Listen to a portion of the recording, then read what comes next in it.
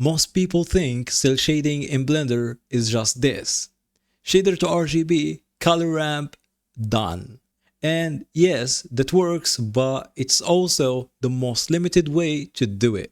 Cel shading in Blender can actually be far more powerful, fully interactive with light, highly customizable, and capable of producing professional anime style shading. In this video, I'll show you several techniques that almost nobody talks about that will give you far more control over your stylized lighting. And at the end, I'll show you a bonus technique that even works in Cycles, which is really magical. So let's dive in. So I'm going to explain to you how does that shader works. So basically, I'm going to take the diffuse. The diffuse PSDF contains color data, roughness data, and normal data.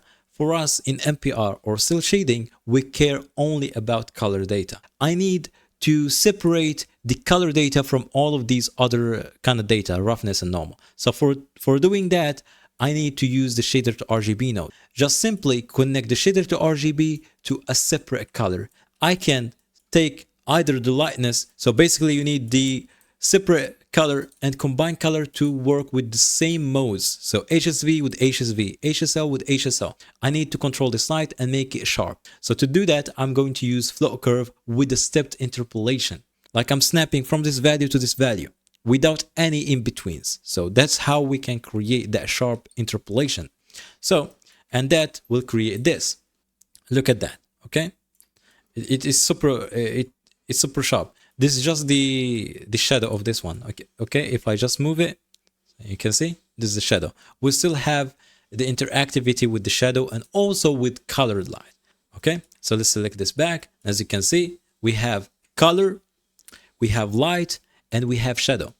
And far beyond that, we can also use this this simple node, and that will create the same thing. Okay, the same thing, because the RGB curves contains RGB and also lightness or values. That's what the C stands for. The C stands for everything. So this is combined channels. So we have red, green, blue, and also behind the scenes we have lightness, and that creates this. Look at that. It is the same thing. I just played with these points. Basically, these points make the scene or the shadow really dark or not really dark. You can control it. Okay, so basically it goes from 0 to 1. So 0 is black and 1 is white. And after that, I just took the Fresnel node, and this Fresnel basically just added outlines, personal preference that you like.